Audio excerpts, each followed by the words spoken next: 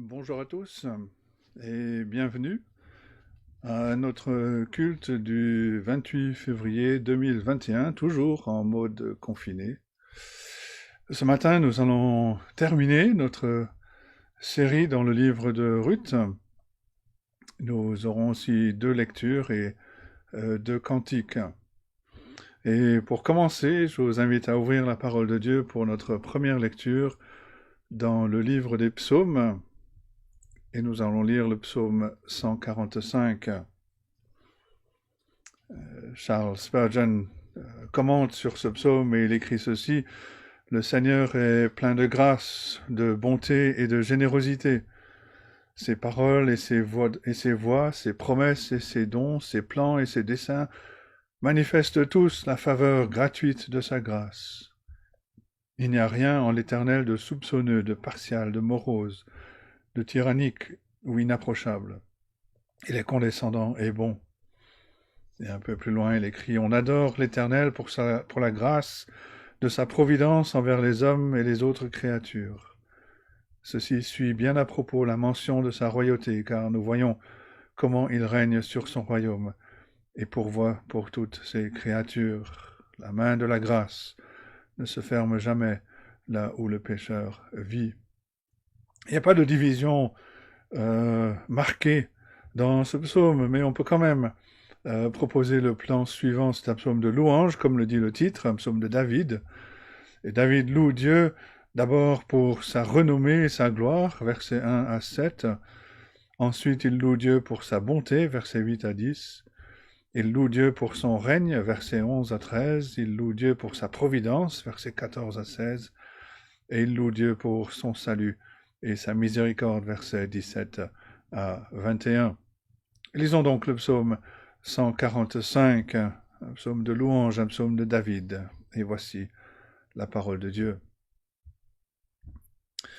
Je t'exalterai, ô mon Dieu, mon roi, et je bénirai ton nom à toujours et à perpétuité. Chaque jour je te bénirai, et je célébrerai ton nom à toujours et à perpétuité. L'Éternel est grand et très digne de louange, et sa grandeur est insondable. Que chaque génération célèbre tes œuvres et publie tes hauts faits. Je dirai la splendeur glorieuse de ta majesté, je chanterai tes merveilles. On parlera de ta puissance redoutable, et je raconterai ta grandeur. Qu'on proclame le souvenir de ton immense bonté, et qu'on célèbre ta justice. L'Éternel est miséricordieux et compatissant, lent à la colère et plein de bonté. L'Éternel est bon envers tous, et ses compassions s'étendent sur toutes ses œuvres. Toutes tes œuvres te loueront, ô Éternel, et tes fidèles te béniront. Ils diront la gloire de ton règne, et ils proclameront ta puissance, pour faire connaître au Fils de l'homme ta puissance et la splendeur glorieuse de ton règne. Ton règne est un règne de tous les siècles, et ta domination subsiste dans tous les âges. L'Éternel soutient tous ceux qui tombent, et il redresse tous ceux qui sont courbés. Les yeux de tous espèrent en toi, et tu leur donnes la nourriture en son temps. Tu ouvres ta main, et tu rassasies à souhait tous ceux qui a vie. L'Éternel est juste dans toutes ses voies, et miséricordieux dans toutes ses œuvres. L'Éternel est près de tous ceux qui l'invoquent, avec sincérité. Il accomplit les désirs de ceux qui le craignent, il entend leurs cris et les sauve. L'Éternel garde tous ceux qui l'aiment, et il détruit tous les méchants. Que ma bouche publie la louange de l'Éternel, et que toute chair bénisse son saint nom, à toujours et à perpétuité. Et c'est la parole de Dieu. Et je vous invite maintenant à nous tourner vers Dieu dans la prière. Prions. Notre Dieu et Père céleste, tu es digne de toute louange, de toute notre admiration devant ta grandeur, ta majesté, devant ta puissance et devant l'amour que tu nous as manifesté en Jésus-Christ. Comme David le dit dans ce psaume, ta grandeur est insondable, ta majesté est glorieuse. Mais tu es aussi lent à la colère, miséricordieux, compatissant. Tu permets même à tes ennemis de vivre aujourd'hui. Et tu domines sur toute chose. Rien ne te surprend. Tu n'es jamais pris au dépourvu, puisque c'est toi qui règnes. Tu entends tous ceux qui crient à toi et tu leur réponds. Nous te bénissons, notre Dieu, parce que tu es le seul vrai Dieu. Nous te louons parce que tu te révèles dans ta parole, tu nous instruis par elle, et nous sommes privilégiés de pouvoir lire et de pouvoir étudier cette parole aujourd'hui. Et tu te révèles encore davantage dans ton Fils, le Seigneur Jésus-Christ. Il est venu te faire connaître, et en lui nous te découvrons comme le Dieu de toute grâce.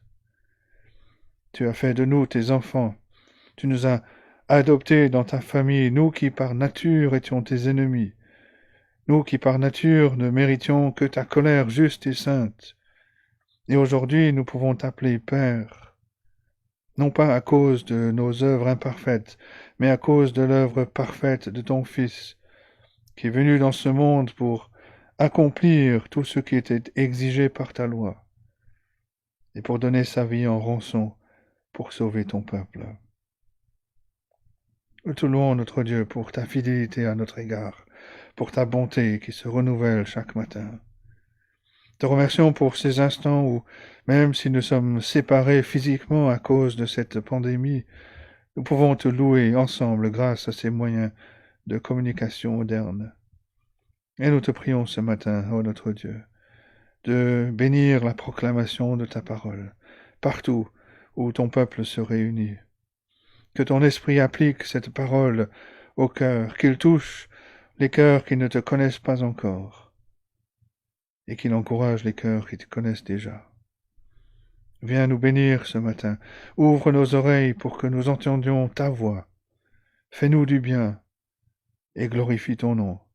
Glorifie le nom de notre Seigneur Jésus au milieu de nous, au milieu de ton peuple. Nous te le prions, dans le beau nom de notre Rédempteur. Amen. Notre deuxième lecture ce matin est dans le Nouveau Testament, dans la lettre de Paul aux Galates.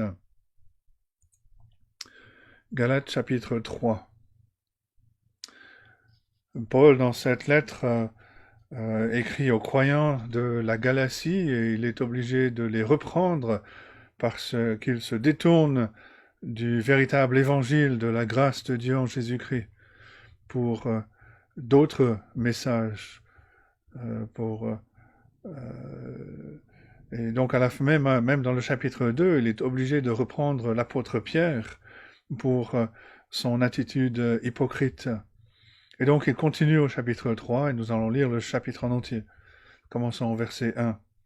Galates, chapitre 3, et nous lisons à partir du verset 1, et voici la parole de Dieu. Ô Galates, dépourvus de sens, qui vous a fasciné, vous aux yeux de qui Jésus-Christ a été peint comme crucifié? Voici seulement ce que je veux apprendre de vous. Est-ce par les œuvres de la loi que vous avez reçu l'Esprit, ou par la prédication de la foi? Êtes-vous tellement dépourvus de sens? Après avoir commencé par l'Esprit, voulez-vous maintenant finir par la chair? Avez-vous tant souffert en vain? Si toutefois c'est en vain. Celui qui vous accorde l'Esprit et qui opère des miracles parmi vous, le fait-il donc par les œuvres de la loi ou par la prédication de la foi? Comme Abraham crut à Dieu et que cela lui fut imputé à justice, reconnaissez donc que ce sont ceux qui ont la foi qui sont fils d'Abraham. Aussi l'Écriture, prévoyant que Dieu justifierait les païens par la foi, a d'avance annoncé cette bonne nouvelle à Abraham. Toutes les nations seront bénies en toi. Ainsi, ceux qui croient sont bénis avec Abraham le croyant.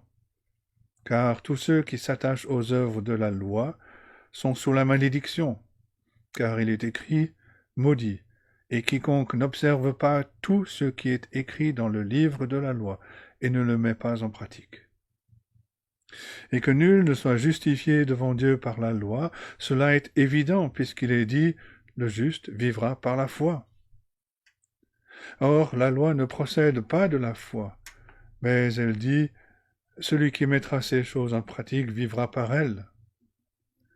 Christ nous a rachetés de la malédiction de la loi, étant devenu malédiction pour nous, car il est écrit « Maudit est quiconque est pendu au bois », afin que la bénédiction d'Abraham ait pour les païens son accomplissement en Jésus-Christ, et que nous recevions par la foi l'Esprit qui avait été promis.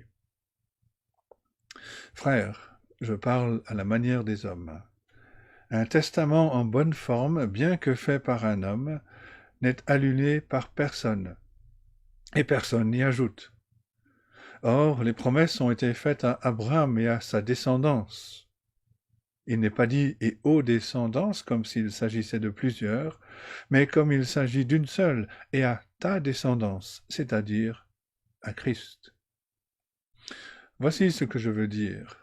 Un testament que Dieu a confirmé antérieurement ne peut pas être annulé, et ainsi la promesse rendue sans effet, par la loi survenue 430 ans plus tard. Car si l'héritage venait de la loi, il ne viendrait plus de la promesse. Or, c'est par la promesse que Dieu a faite à Abraham ce don de sa grâce. Pourquoi donc la loi? Elle a été donnée ensuite, à cause des transgressions, jusqu'à ce que vienne la descendance à qui la promesse avait été faite. Elle a été promulguée par les anges au moyen d'un médiateur. Or, le médiateur n'est pas médiateur d'un seul, tandis que Dieu est un seul. La loi est-elle donc contre les promesses de Dieu? Loin de là. S'il avait été donné une loi qui puisse procurer la vie, la justice viendrait réellement de la loi. Mais l'Écriture a tout renfermé sous le péché, afin que ce qui avait été promis soit donné par la foi en Jésus-Christ à ceux qui croient.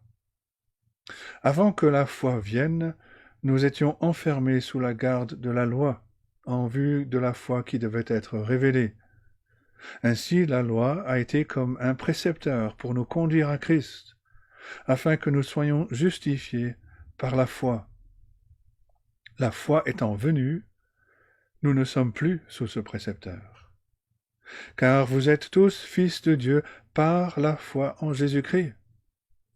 Vous tous qui avez été baptisés en Christ, vous avez revêtu Christ. Il n'y a plus ni juif ni grec, il n'y a plus ni esclave ni libre, il n'y a plus ni homme ni femme, car tous vous êtes un en Jésus-Christ. Et si vous êtes à Christ, vous êtes donc la descendance d'Abraham, héritier selon la promesse. Et c'est la parole de Dieu. Avant de tourner dans le livre de Ruth, pour le message, nous allons chanter un cantique. C'est le numéro 257 dans nos recueils. C'est toi, Jésus, que recherche mon âme.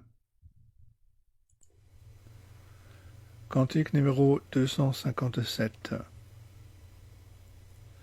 C'est toi, Jésus, que recherche mon âme, à te trouver se bornent mes souhaits. C'est ton regard que sur moi je réclame. Rends-moi, Seigneur, rends-moi ta douce paix. Longtemps j'errais dans les sentiers du monde, ne connaissant ni ton nom ni ta loi. Tu me cherchas en cette nuit profonde, et pour toujours mentira par la foi. De ton amour, la voix se fit entendre.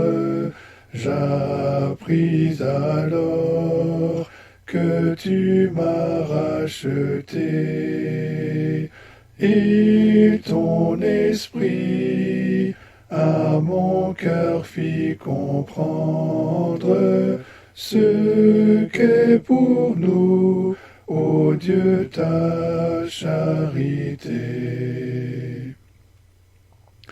Prends donc pitié de ma grande misère, soumets mon cœur, brise sa dureté. À Golgotha, mon âme te fut chère, je compte, ô Dieu, sur ta fidélité.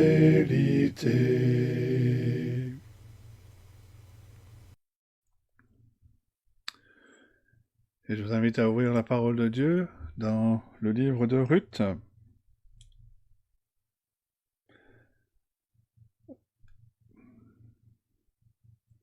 Ruth, chapitre 4.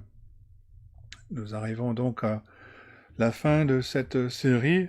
Cela ne veut pas dire que nous n'allons pas de temps en temps y revenir aussi pour peut-être voir un thème, mais c'est un projet sur le moyen ou le long terme. Nous arrivons en Ruth chapitre 4. Ruth a demandé à Boaz de la prendre sous ses ailes. Boaz a répondu qu'il était prêt, mais qu'il y avait une affaire légale qu'il devait d'abord régler. Et donc, nous continuons l'histoire au chapitre 4 et nous lisons à partir du verset 1. Et voici la parole de Dieu. Boaz monta à la porte et s'y arrêta. Or voici celui qui avait droit de rachat et dont Boaz avait parlé vint à passer. Boaz lui dit, « Approche, reste ici, toi, un tel. » Et il s'approcha et s'arrêta. Boaz prit alors 10 hommes parmi les anciens de la ville, et il dit, « Asseyez-vous ici. » Et ils s'assirent. Puis il dit à celui qui avait le droit de rachat, « Naomi, revenue du pays de Moab, a vendu la parcelle de terre qui appartenait à notre frère Elimelech. J'ai cru devoir t'en informer et te dire, acquiers-la, en présence des habitants et en présence des anciens de mon peuple. Si tu veux racheter, rachète. Mais si tu ne veux pas, déclare-le-moi, afin que je le sache, car il n'y a personne avant toi qui ait le droit de rachat, et je l'ai après toi. Et il répondit, je rachèterai. Boaz dit, le jour où tu acquerras le champ de la main de Naomi, tu l'acquerras en même temps de Ruth, la Moabite, femme du défunt, pour relever le nom du défunt dans son héritage. Et celui qui avait le droit de rachat répondit, je ne puis pas racheter pour mon compte, de peur de détruire mon héritage. Prends pour toi mon droit de rachat, car je ne puis pas racheter. Autrefois, en Israël, pour valider une affaire quelconque relative à un rachat ou à un échange, l'un ôtait son soulier et le donnait à l'autre. Cela servait de témoignage en Israël. Celui qui avait le droit de rachat dit donc à Boaz, « Acquiers pour ton compte. » Et il ôta son soulier. Alors Boaz dit aux anciens et à tout le peuple, « Vous êtes témoins aujourd'hui que j'ai acquis de la main de Naomi tout ce qui appartenait à Elimelech, à Kilion et Machlon, et que je me suis également acquis pour femme Ruth la Moabite, femme de Machlon, pour relever le nom du défunt dans son héritage, et afin que le nom du défunt ne soit point retranché d'entre ses frères et de la porte de son lieu. Vous en êtes témoins aujourd'hui.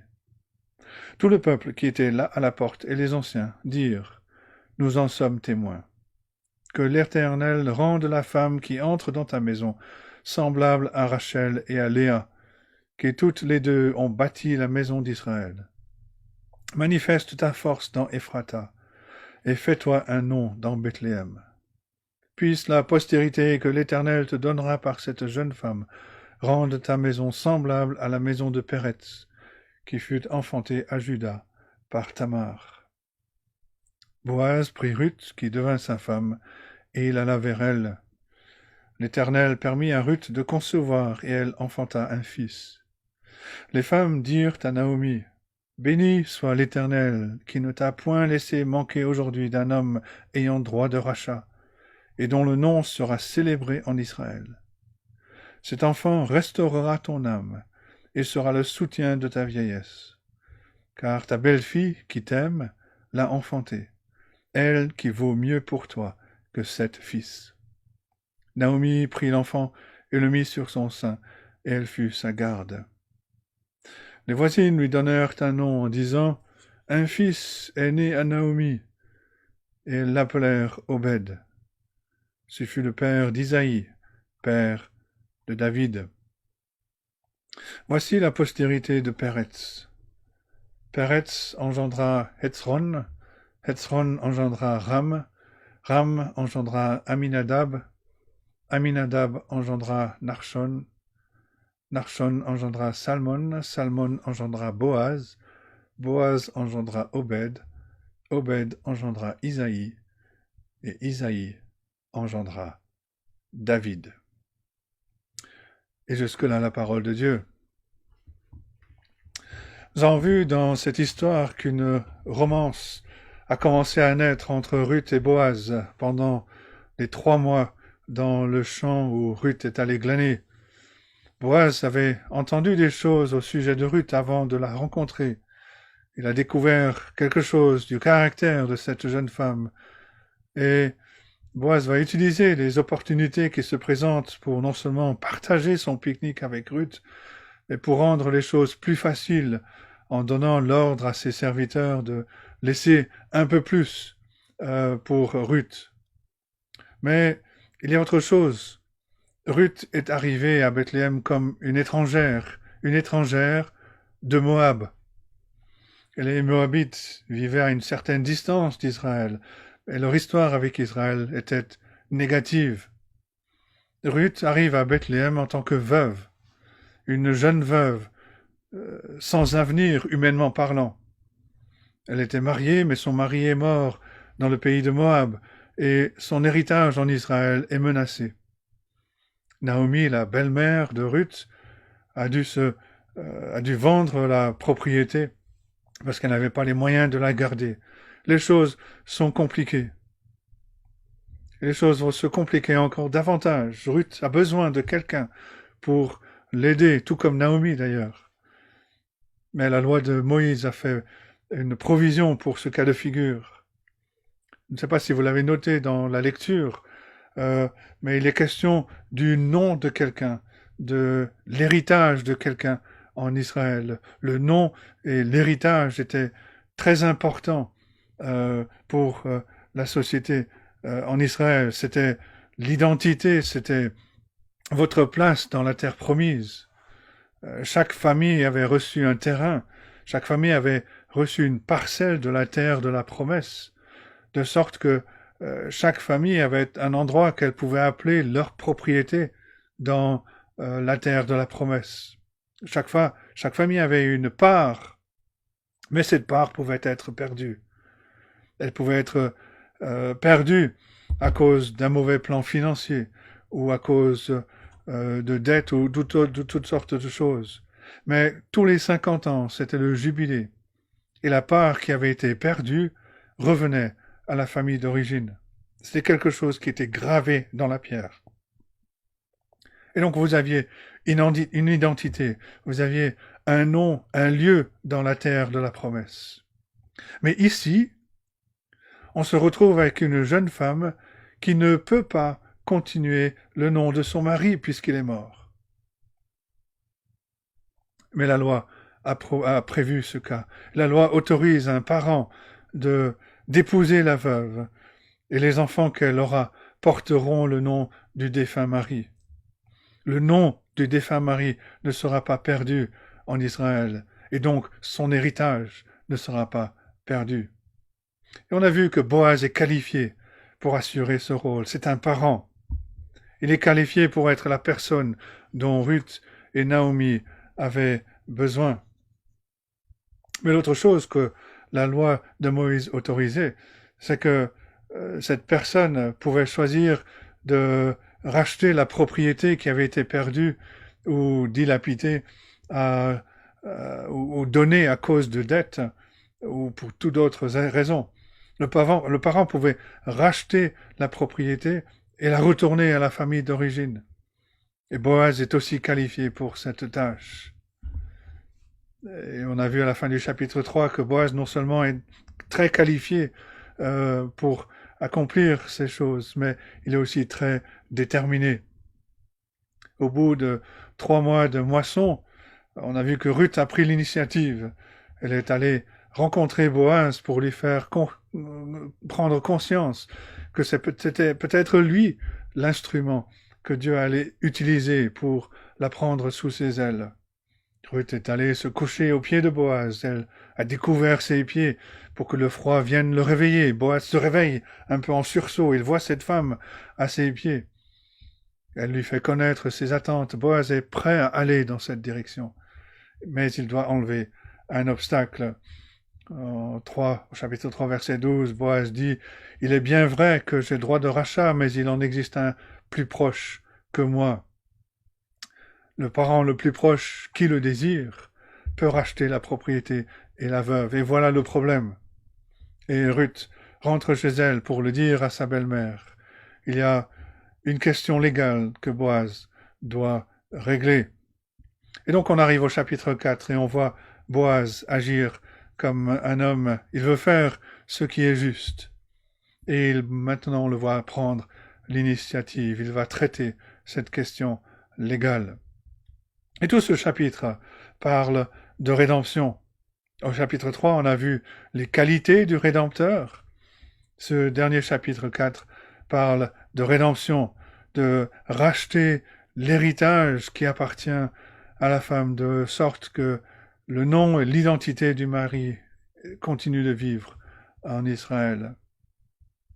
On a le coût de la rédemption, la bénédiction de la rédemption, et un survol de l'histoire de la rédemption. Donc le premier point, le coût de la rédemption. À la fin du chapitre 3, Ruth donc revient vers Naomi pour lui dire qu'il y a un problème. Et Naomi rassure sa belle-fille en lui disant « Sois tranquille, ma fille, jusqu'à ce que tu saches comment finira la chose, car cet homme ne se donnera point de repos qu'il n'ait terminé cette affaire aujourd'hui. » Naomi a évalué cet homme Boaz et elle l'a bien évalué. C'est un homme qui ne va pas se contenter de laisser les choses se passer. C'est pas quelqu'un qui va simplement s'asseoir et regarder comment les choses vont s'arranger d'elles-mêmes. Non. Boaz va utiliser toutes ses énergies pour trouver la bonne solution, la bonne issue à ce problème. Il ne va pas attendre un jour de plus. Et c'est ce qu'on le retrouve en train de faire au début du chapitre 4. Boaz s'est levé et il va traiter cette affaire. Il se trouve à la porte de la ville. Dans chaque ville, dans chaque village en Israël, la porte d'entrée principale était le lieu où les anciens, les hommes sérieux et mûrs de la ville se retrouvaient pour parler de tout ce qui se passait, mais c'était aussi le lieu où on pouvait aller si on avait un problème et qu'on voulait le résoudre et avoir le jugement des anciens. Et c'est là que Boaz est allé. On lit au verset 1. Boaz monta à la porte et s'y arrêta. Et voici. On a déjà vu ce terme, voici. On l'a vu au chapitre 2, verset 4, quand Boaz est arrivé au champ, le jour où Ruth est arrivée dans le champ. Quelle coïncidence! Et là, Boaz est à la porte de la ville, il attend. Or, voici. Celui qui avait droit de rachat, dont Boaz avait parlé, vint à passer. Encore une fois, quelle coïncidence! Comme beaucoup de choses dans le livre de Ruth.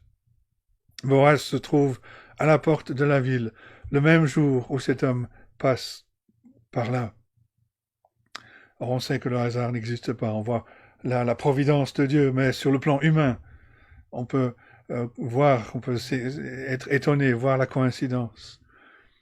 Il y a une chose intéressante à noter. Je ne sais pas si vous l'avez remarqué lors de la lecture.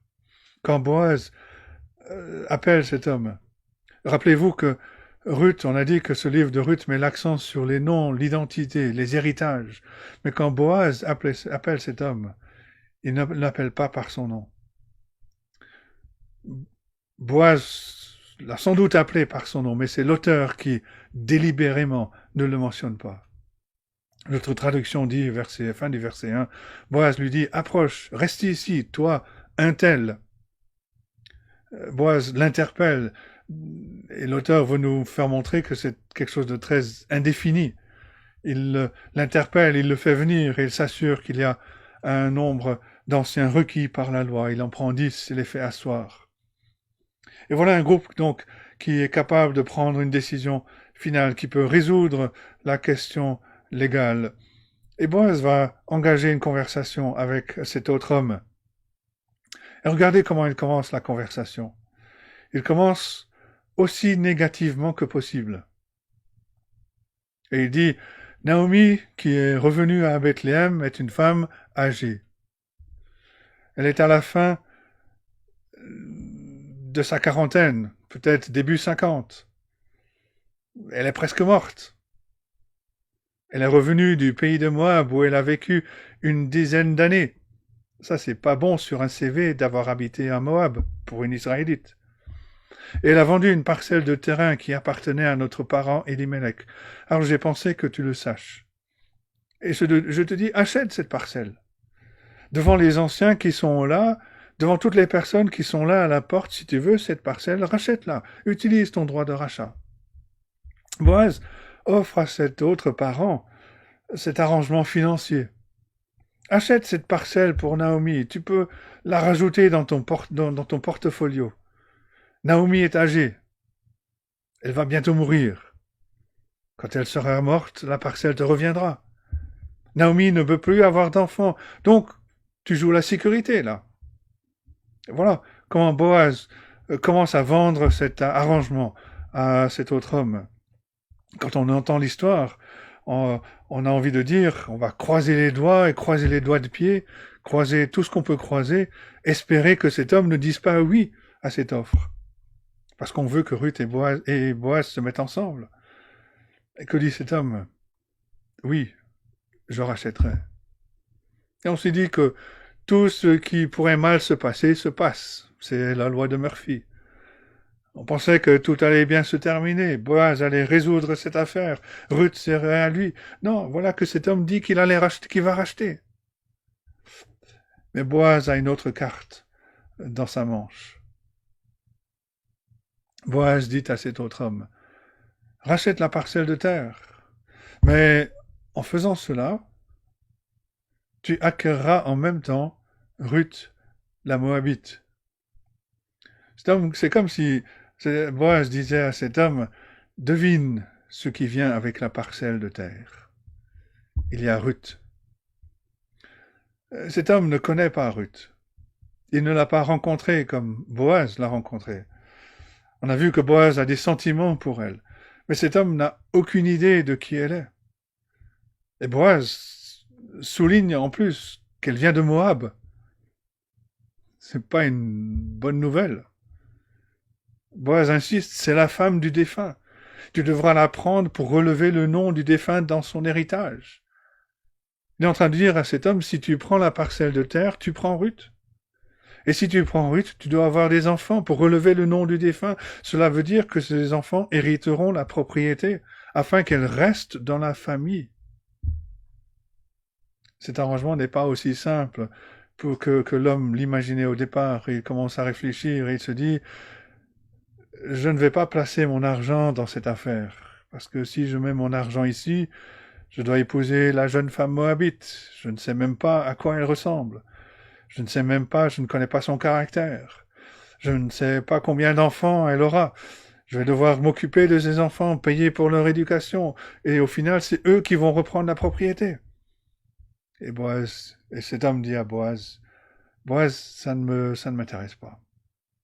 Je ne peux pas exercer mon droit de rachat. Je renonce à ce droit. Je ne veux pas racheter Ruth parce que cela va détruire mon propre héritage. Je te laisse mon droit de rédemption. Et cet homme le dit publiquement devant les anciens qui sont assis à la porte. Et il va faire ce rituel d'enlever sa sandale pour confirmer ce qu'il venait de dire. L'auteur nous donne tous ces détails de ce rituel parce qu'il veut nous dire que Boaz est un homme intègre. Boaz n'a pas contourné la loi de Dieu pour obtenir ce qu'il voulait.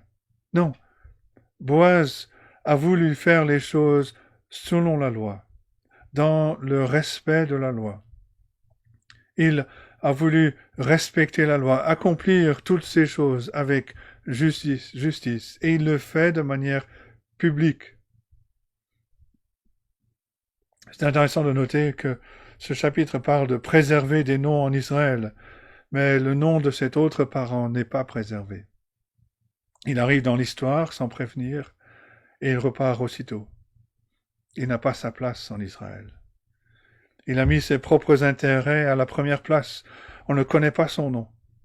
Il n'a aucun rôle dans l'avancement du royaume de Dieu. Il refuse de remplir sa responsabilité de parent rédempteur. Alors que le nom de Boaz, on s'en rappelle. Il se retrouve dans la généalogie du Seigneur Jésus-Christ. C'est intéressant aussi de noter un parallèle avec le début de l'histoire. Au chapitre 1, on a deux jeunes femmes qui sont en face d'un choix, en face d'une décision de foi. Et l'une d'entre elles retourne au pays. Et on n'en entend plus parler. Ici, au chapitre 4, deux hommes sont en face d'un engagement coûteux. L'un se détourne, et on ne connaîtra jamais son nom jusqu'à la fin de l'histoire avec un grand H. Mais faisons une pause dans l'histoire. La rédemption de Ruth est une image de la rédemption que nous avons en Jésus-Christ. Et tout comme Boaz avait un gros problème légal dans sa relation avec Ruth, le Seigneur Jésus-Christ avait un gros problème légal avec nous. Le problème avec nous, c'est que nous avons renoncé à notre héritage en nous détournant de Dieu. Que nous n'avons par nature aucun accès dans la présence de Dieu. Nous étions par nature, comme Ruth, comme Naomi, vides. Nous n'avions aucun repos. La loi de Dieu se tenait contre nous et nous condamnait. Elle déclarait notre besoin, elle déclarait notre statut d'étranger au royaume de Dieu. La loi déclarait aussi que si quelque chose devait être fait pour nous, cela devait être fait comme cela a été fait pour Ruth. Cela devait être fait par quelqu'un d'autre que nous, par un Rédempteur. Et notre Rédempteur, comme Boaz, devait agir selon la loi de Dieu. Il devait garder et accomplir tout ce que demandait la loi. Paul écrit dans sa lettre aux Galates que Christ est né sous la loi, afin de racheter ceux qui étaient sous la loi et leur donner l'adoption. Le Seigneur Jésus-Christ dit à Jean-Baptiste qu'il est venu pour accomplir toute justice, pour faire ce qui est juste, pour être l'homme qui est décrit dans le psaume 1, qui obéit à la loi de Dieu dans tous ses détails. Et il a aussi pris notre place pour subir la condamnation que nous méritions. L'auteur de ce livre de Ruth décrit cette grande transaction qui est scellée par cette cérémonie, et cela transfère sur le nom de Boaz le statut de Ruth et de sa famille, et les unit dans le mariage, comme nous allons le voir. Et Boaz a fait cela publiquement. Personne ne pouvait remettre en question la décision qui a été prononcée à la porte de Bethléem ce jour-là. Quelqu'un d'autre avait un intérêt, mais il n'était pas prêt à sécuriser la rédemption. Boaz l'a fait. Il a payé le prix. Il a payé le prix de la rédemption. Il a payé le prix du rachat. Cela a coûté de l'argent pour Boaz. Cela a coûté la vie au Seigneur Jésus-Christ. Il a payé le prix de notre rançon en donnant sa vie, en allant mourir sur la croix de Golgotha. Et cela, il l'a fait publiquement. Dans sa lettre aux Colossiens, chapitre 2, les versets 14 et 15, Paul écrit ceci: « Il a effacé l'acte dont les ordonnances nous condamnaient et qui subsistait contre nous, et il l'a éliminé en le clouant à la croix. Il a dépouillé les dominations et les autorités, et les a livrées publiquement en spectacle, en triomphant d'elles par la croix. » Tout comme Boaz a payé la rançon pour le rachat de la propriété, mais aussi le rachat de Ruth, le Seigneur Jésus-Christ a payé la rançon pour racheter son peuple, pour racheter ceux que le Père lui avait donnés, tous ceux qui croient en lui. Boaz a payé le prix, tout comme le Seigneur Jésus-Christ a payé le prix de notre rédemption. Deuxièmement, la bénédiction de la rédemption. Il a une bénédiction pour Boaz. Boaz n'a pas fait ce qu'il a fait pour obtenir la bénédiction, mais il a quand même obtenu une bénédiction. Regardez les versets 11 et 12. Le peuple dit: « Nous en sommes témoins, que l'Éternel rende la femme qui entre dans ta maison semblable à Rachel et à Léa, qui toutes les deux ont bâti la maison d'Israël. Manifeste ta force dans Ephrata, et fais-toi un nom dans Bethléem. Puisse la postérité que l'Éternel te donnera par cette jeune femme rendre ta maison semblable à la maison de Péretz, qui fut enfantée à Juda par Tamar. » Voilà ce qui est promis à Boaz, la bénédiction du mariage avec Ruth, la bénédiction d'une famille à travers Ruth, et la bénédiction de la renommée qui retombera sur Boaz. On se souviendra de son nom dans Bethléem. Et on lit au verset 13 que Boaz prit Ruth, qui devient sa femme. Il alla vers elle. L'Éternel permit à Ruth de concevoir, et elle enfanta un fils. Il n'y a que 2 endroits dans le livre de Ruth où l'on nous décrit spécifiquement que Dieu est à l'œuvre. L'auteur nous dit d'abord que Dieu est actif en donnant à Israël une moisson, en visitant Israël pour donner au peuple le pain, la nourriture dont ils avaient besoin. Et l'auteur nous dit ensuite que Dieu est actif en permettant à Ruth de concevoir et d'avoir un enfant. Bien sûr, Dieu est actif tout le temps. Mais l'auteur nous donne simplement ces 2 occasions. Il précise, il y a une bénédiction pour Boaz et pour Ruth. Ruth découvre d'abord l'amour et la fidélité de Dieu dans son alliance. Et elle découvre ensuite, dans cet amour et cette fidélité de Dieu dans son alliance, qu'il y a d'autres bénédictions. Il y a un verbe qui est utilisé une 12aine de fois dans ce passage, et ce verbe veut dire restaurer, retourner. Dieu restaure à Ruth ce qu'elle a perdu, tout comme Dieu nous restaure ce que nous avons perdu à cause de notre péché, de notre rébellion. L'une des images de Dieu dans la Bible est l'image du potier, qui est capable de prendre l'argile et de la façonner selon son dessein. Parfois, l'argile est abîmée, et le potier peut reprendre l'argile pour la reformer, pour le refaire en quelque chose de beau. Et c'est ce que Dieu fait avec Ruth et Naomi dans cette histoire. Tout ce livre parle de l'amour de Dieu dans son alliance, cet amour fidèle envers son peuple, envers ceux qu'il a choisis. Et Dieu permet à Ruth d'avoir un enfant. Ruth était venue à suivre le Dieu d'Israël. Elle avait quitté sa maison, quitté sa famille, quitté tout ce qui lui était familier. Elle s'est donnée au Dieu d'Israël, et Dieu l'a publiquement prise dans sa famille à travers ce mariage à Boaz. Et c'est quelque chose d'étonnant que Dieu fait. Il l'a fait pour nous. Nous étions loin de Dieu. Nous étions étrangers aux choses de Dieu. Mais comme l'apôtre Paul l'écrit dans sa lettre aux Éphésiens chapitre 2, versets 4 et suivants, « Mais Dieu qui est riche en miséricorde, à cause du grand amour dont il nous a aimés, nous qui étions morts par nos offenses, nous a rendus vivants avec Christ. C'est par grâce que vous êtes sauvés.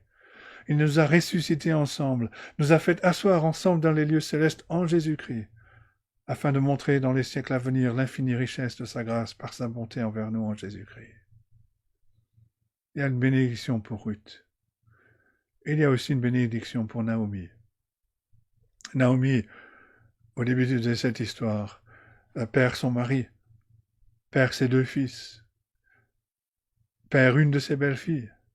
Elle est seule avec Ruth. Tout lui a été pris. Elle revient à Bethléem. Elle dit, je suis vide, je n'ai rien. Je reviens les mains vides. Tout ce qui m'était précieux a été enlevé. Mes mains sont vides. À la fin de l'histoire, ses mains ne sont pas vides.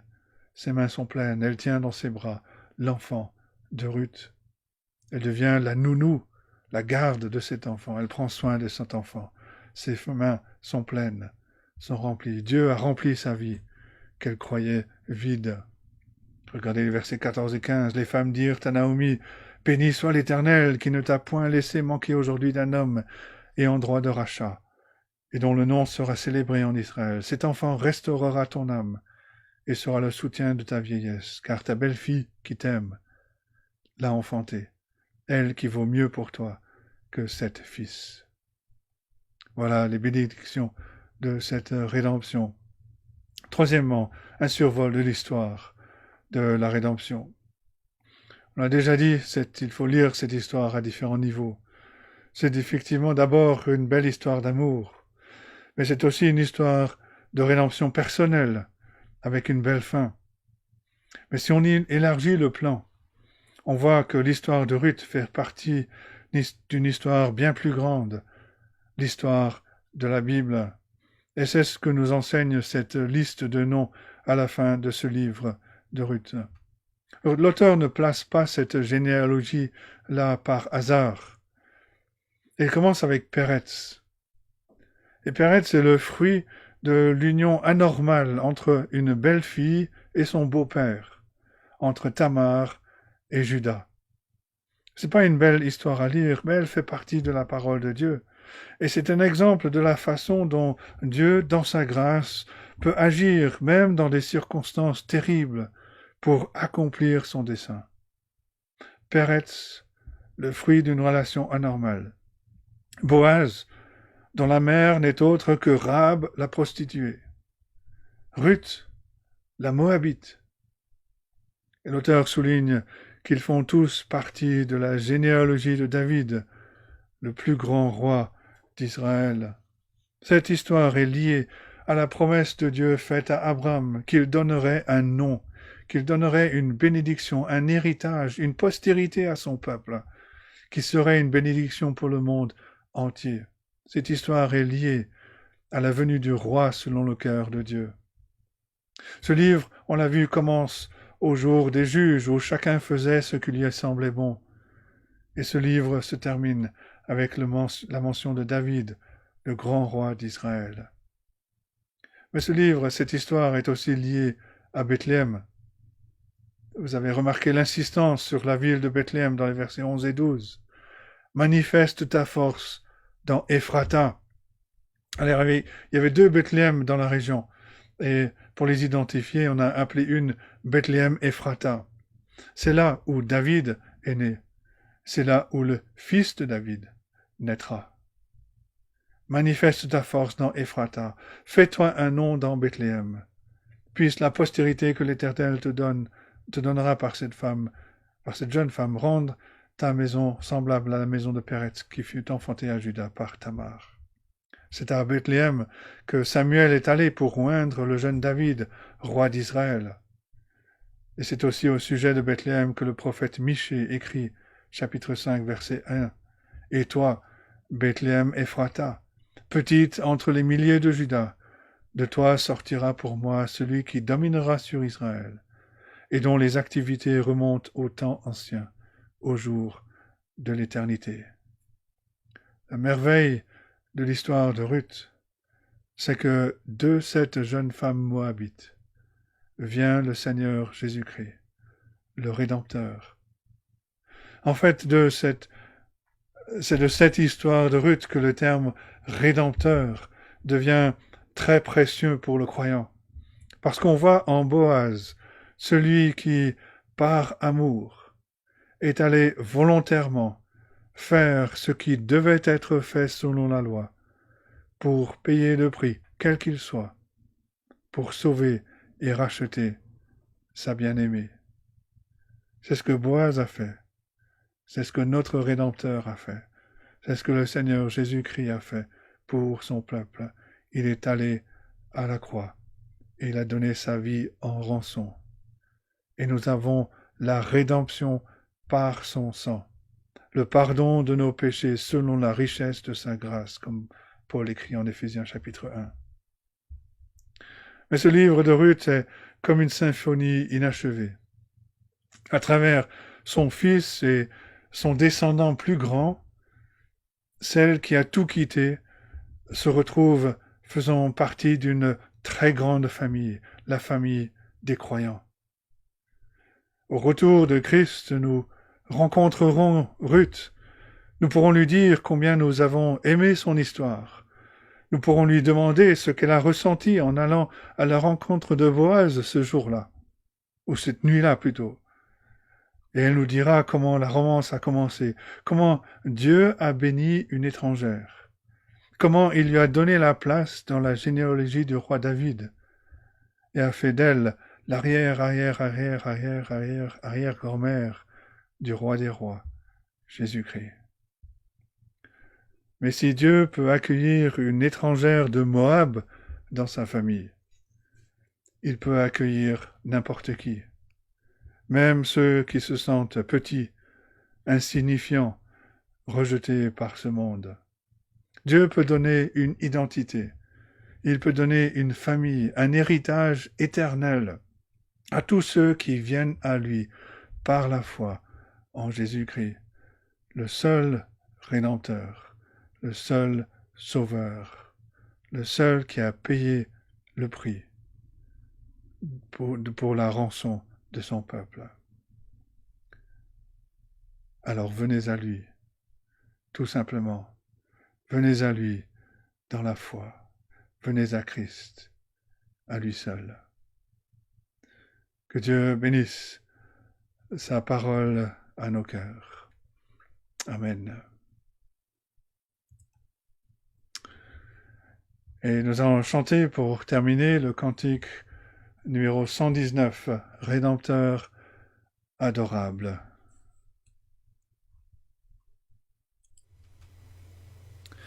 Cantique numéro 119. Rédempteur adorable, sur la croix attaché, traité comme un coupable, brisé pour mon péché.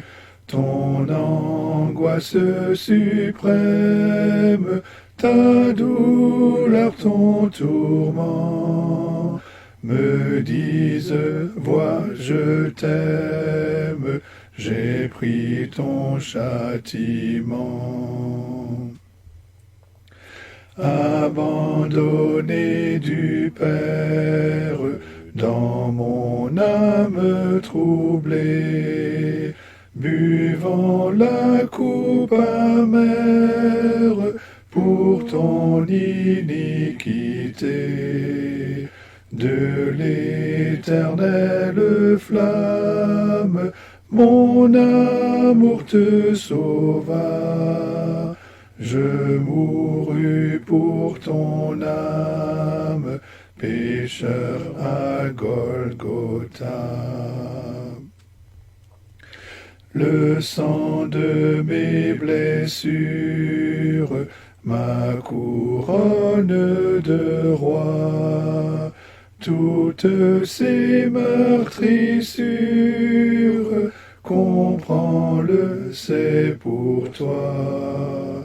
J'ai subi ta souffrance, j'ai porté ta langueur, contemple en assurance ton grand libérateur. Ton amour me réclame, me voici, cher Sauveur. Prends mon corps et mon âme pour prix de ta douleur. Oui, mon âme ravie, désormais ne veut plus que vivre de ta vie, à ta gloire, ô Jésus.